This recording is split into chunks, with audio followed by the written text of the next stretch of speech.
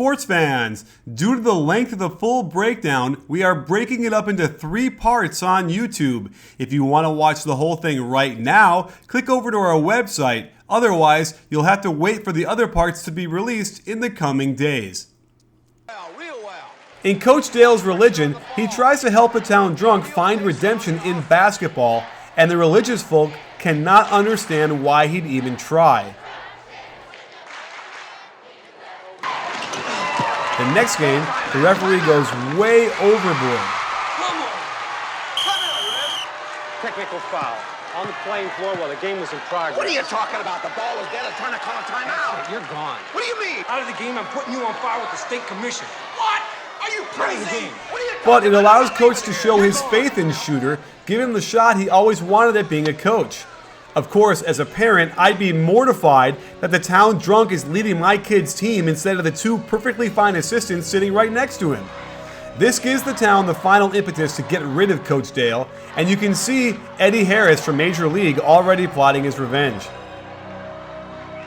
Fittingly, this scene takes place in the church, where the townspeople are so upset about Coach Dale's religion of 4 passes basketball that they vote on whether to fire him. I was hired to teach the boys the game of basketball, and I did that to the best of my ability. No impassioned speech by a coach or teacher will save Coach's job. It'll take an act of God. Notice how Strap, the pastor's son, is suddenly compelled to look out the window for no apparent reason. In some ways, Jimmy Chitwood is that mysterious, omnipresent figure, always hovering and watching. The first words we hear him speak in the whole movie are in this scene. I don't know if it'll make any change, but I figure it's time for me to start playing ball. I told you once we got rid of him. One other thing. I play, Coach stays. He goes, I go.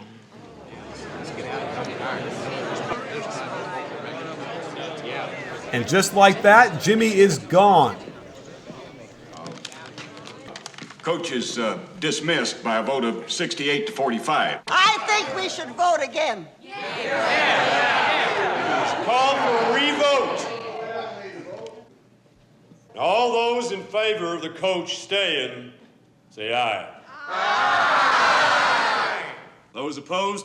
Nay. Coach stays. Here's where the musical score earns its paycheck. By the way, it got an Oscar nomination, and you can't help but get a lump in your throat when you hear it. That said, all of a sudden, Buddy, the guy who totally mouthed off to the coach in the beginning, is now a starter on the team. No explanation, no apology, just buckets. I do find it interesting that after all the attention paid to 4 passes before a shot, not 1 pass is made during this sequence. As is typical with many 80s movies, we get the montage of things going really well, and here are some passes.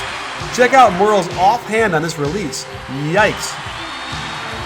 Now that the ship has been righted and things are going really great, it's time to test if Shooter has truly been accepted into the Church of Hickory basketball. I just want to discuss this with him, all right? Just make it easy. You can shit in your eyes. Now relax. I didn't have the best You're angle. pathetic, you know that? You're a disgrace to your profession. Relax. Kick me out of the game. You're putting me on. No, kick me out of the game. I'm going to start screaming like a mad fool. Well, I guess you got your reasons. You're out of here. What? I've done it again. It's up to you now. Dennis Hopper got an Oscar nomination for this role, and this is his big Oscar moment. After another pin down on that damn right side results in a miss, Shooter needs to do some of that coaching stuff. You reckon number 4 will put up their last shot, Dad? Yeah, probably. They've been picking low all night. Yeah. Wait. Let yourself get taken out. Buddy, you drop down and take his place. Close that lane.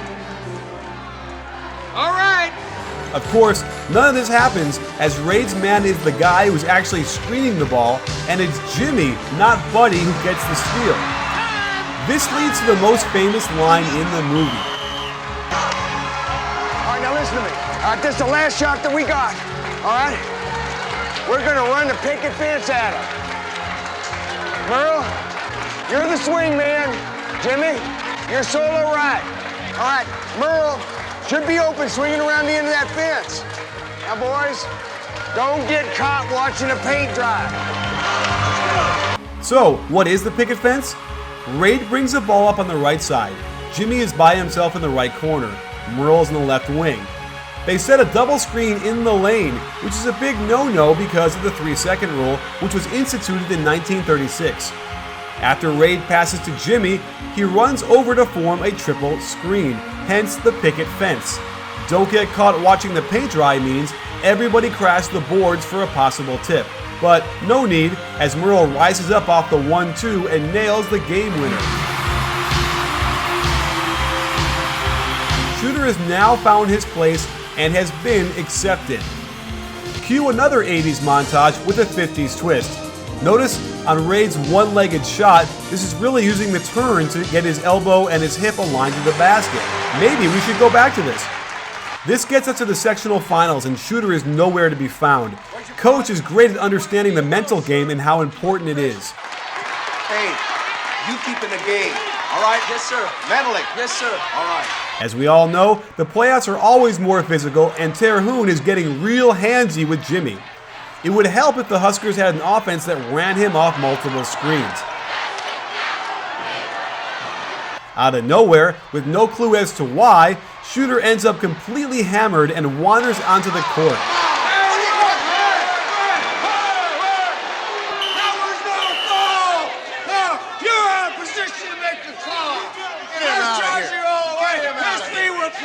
Coach makes this big mistake though. It's okay. He's an assistant coach. It's fine. That's a technical foul. The only problem is Everett's anger at his dad comes through, and while physical play is okay, he lets it get away with this rough screen. Coach should have taken him out to gather his thoughts and get centered. Instead, it will directly lead to this flagrant foul, which is very dangerous. Now we've got a fight in our hands, and it leads to a major injury. And it seems like Terhune had a chance to protest this game. Come on, forfeit that team. My boy can't even play. He's all racked up. Hey, if you lose, then we'll protest, all right? Everybody back. As Hickory gets the lead late, why the Terhune guard dribbles all the way to the sideline with his back to the middle is very strange, but it's made worse when after Buddy steals the ball, they don't foul. They just let the clock run out, and then there's never a protest of the game either. This is one of the best locker room scenes ever, and coaches from all around can study what he says and how he says it. It's so easy for the players to get caught up in the pressure of the situation, and Coach Dale centers them with these wise words. It's a tradition in tournament play to not talk about the next step until you've climbed the one in front of you. I'm sure going to the state finals is beyond your wildest dreams, so let's just keep it right there. Forget about the crowds, the size of the school, their fancy uniforms, and remember what got you here. Focus on the fundamentals that we've gone over time and time again. And most important, don't get caught up thinking about winning or losing this game. If you put your effort and concentration into playing to your potential, to be the best that you can be, I don't care what the scoreboard says, at the end of the game, in my book, we're going to be winners. Okay?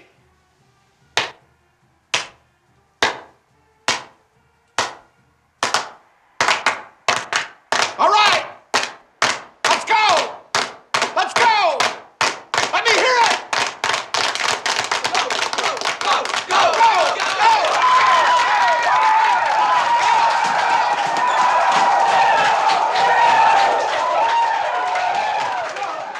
I love this sweeping hook into the middle of the lane.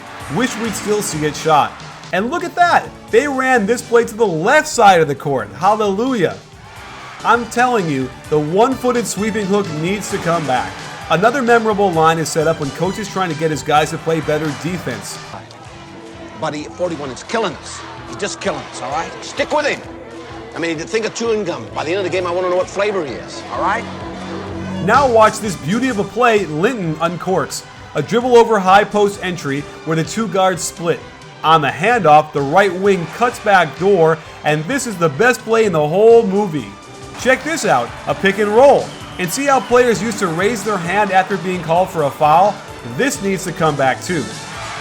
Why wait for parts 2 and 3 to come out when you can watch the whole thing over at BBallBreakdown.com?